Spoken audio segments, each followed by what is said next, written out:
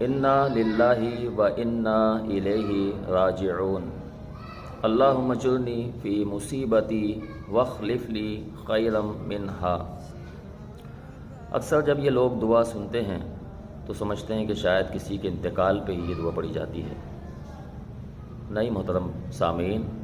اللہ رب العالمین قرآن میں فرماتے ہیں الذین اذا اصابتہم مصیبہ، جب کوئی بھی مصیبت انسان پہ آتی ہے اور اگر وہ یہ دعا پڑھ لے تو اللہ رب العالمین اسے جلد سے جلد اس مصیبت سے صرف نجات ہی نہیں عطا فرماتے بلکہ اس کے ذریعے اور مزید خیر کے دروازے کھول دیتے ہیں۔ سلمہ رضی اللہ تعالیٰ عنہ کے جب شوہر کا انتقال ہوا